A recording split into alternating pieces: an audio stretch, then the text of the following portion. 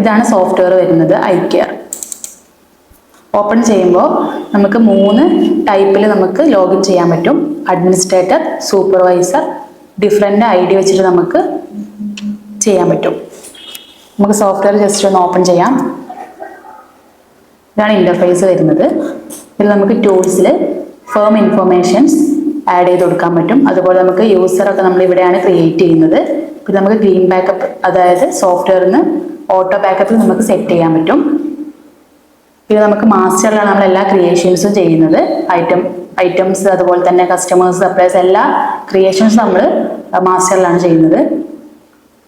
പിന്നെ എൻട്രീസ്, ഇവിടെയാണ് നമ്മൾ സെയിൽ, പർച്ചേസ്, അതിന് അഗേൻസ്റ്റ് ആയിട്ടുള്ള റിട്ടേൺസ്, കളക്ഷൻ, അതുപോലെ തന്നെ payment, production, stock transfer, stock adjustment, sales order, quotations ഒക്കെ നമുക്ക് എൻ്റർ ചെയ്യാൻ പറ്റും. ഇതിൻ്റെ ഒക്കെ റിപ്പോർട്ട്സ് നമുക്കിവിടെ റിപ്പോർട്ട്സിൽ അവൈലബിൾ ആയിരിക്കും. പിന്നെ നമുക്ക് പ്രൊഡക്റ്റ് ലിസ്റ്റ് വരുന്നുണ്ട്.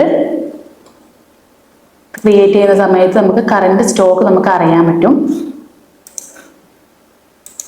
പിന്നെ ഇവിടെ സ്റ്റോക്ക് ലെഡ്ജർ വരുന്നുണ്ട്. അതായത് ഒരു ഐറ്റത്തിന് നമുക്ക് സെർച്ച് ചെയ്യുന്ന സമയത്ത് എത്ര പർച്ചേസ് ചെയ്തു, സെയിൽ ചെയ്തു, അതിന് അഗേൻസ്റ്റ് റിട്ടേൺസ് കാര്യങ്ങളൊക്കെ അതിൻ്റെ ട്രാൻസാക്ഷൻ നമുക്ക് അറിയാൻ പറ്റും. കൂടാതെ ക്ലോസിംഗ് സ്റ്റോക്ക് നമുക്ക് അറിയാൻ പറ്റും. പിന്നെ നമുക്ക് അതുപോലെ തന്നെ പർച്ചേസ് രജിസ്റ്റർ, സെയിൽസ് റിട്ടേൺ എല്ലാത്തിൻ്റെയും റിപ്പോർട്ട്സ് നമുക്ക് അവൈലബിൾ ആയിരിക്കും. അതിൻ്റെ ഒക്കെ എൻട്രീസിലെല്ലാ ഷോർട്ട് കീസും നമുക്കിവിടെ വരുന്നുണ്ട്. Okay, thank you. അത്രേ ഉള്ളൂ ഇത് പറയാൻ.